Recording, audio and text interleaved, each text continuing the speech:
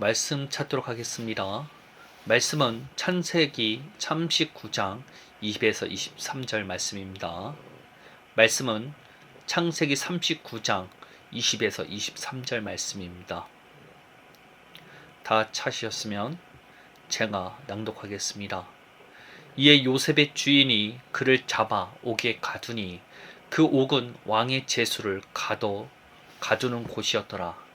요셉이 옥에 갇혔으나 여호와께서 요셉과 함께 하시고 그에게 인자를 더하사 간수장에게 은혜를 받게 하시매 간수장이 옥중 죄수를 다 요셉의 손에 맡김으로 그 재반 사물을 요셉에 처리하고 간수장은 그의 손에 맡긴 것을 무엇이든지 살펴보지 아니하였으니 이는 여호와께서 요셉과 함께 하심이라.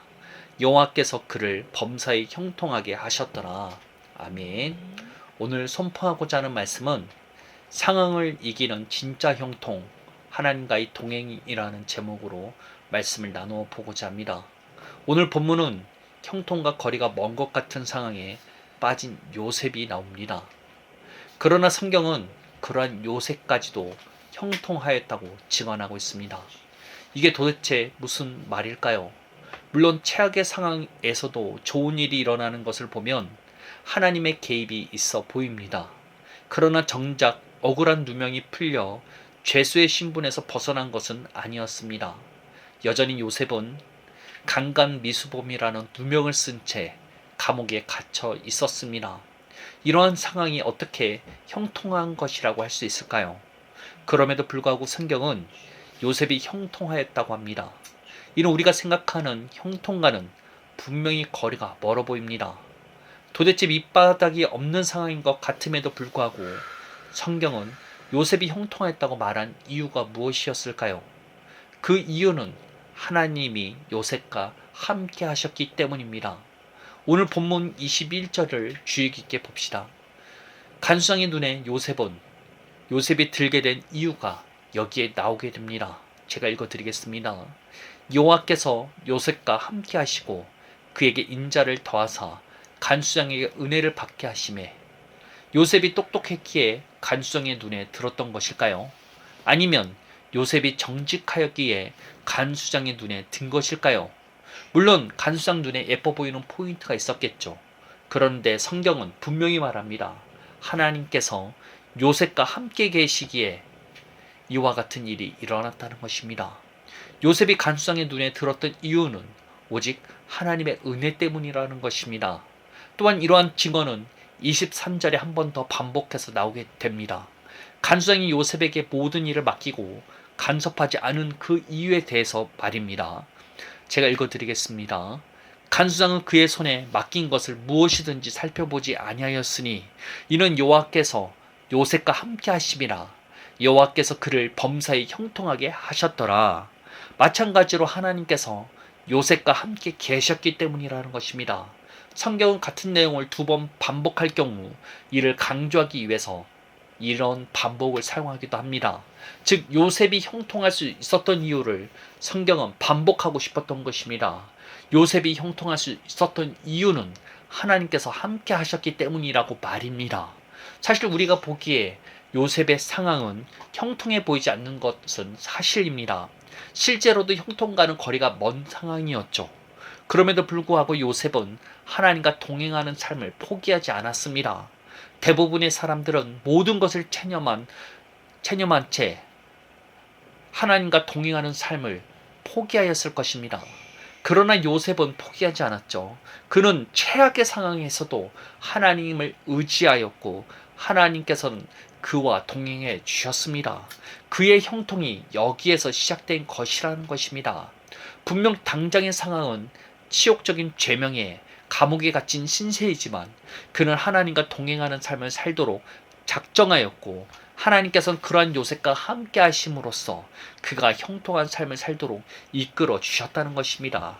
그는 계속 하나님과 동행하는 형통한 삶을 살다가 애굽의 국무총리가 되는 일이 일어나게 된 것입니다. 상황이 어떠하든지 간에 하나님과 동행하는 삶을 포기하지 않았기 때문이라는 것입니다.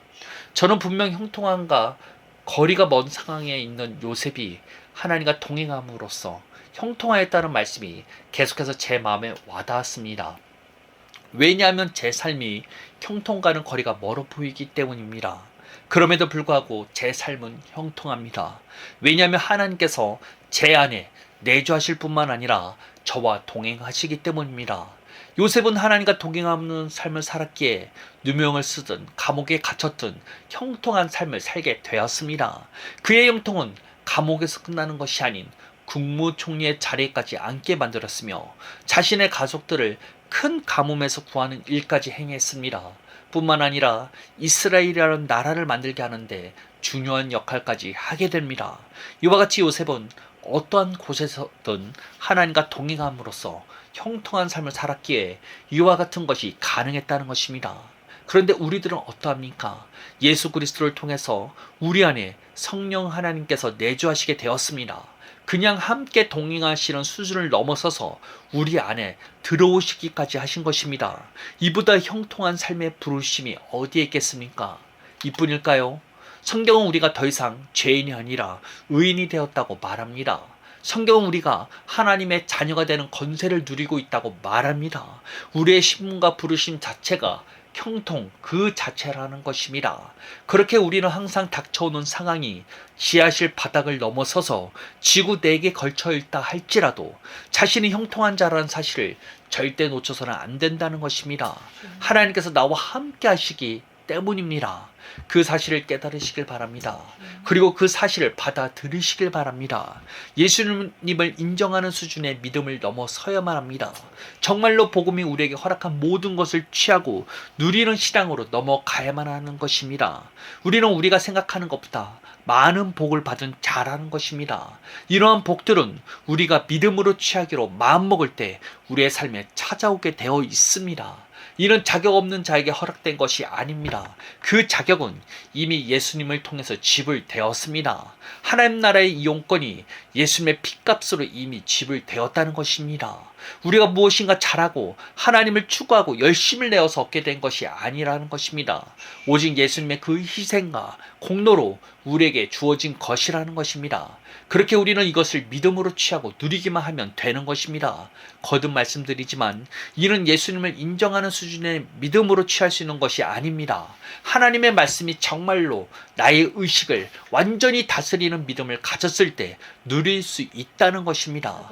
예수님의 십자가가 함께 자기 자신이 죽었다는 사실을 믿어져야 합니다. 그리고 정말로 믿어졌다면 날마다 자기 자신을 믿음으로 부인하게 되는 것입니다.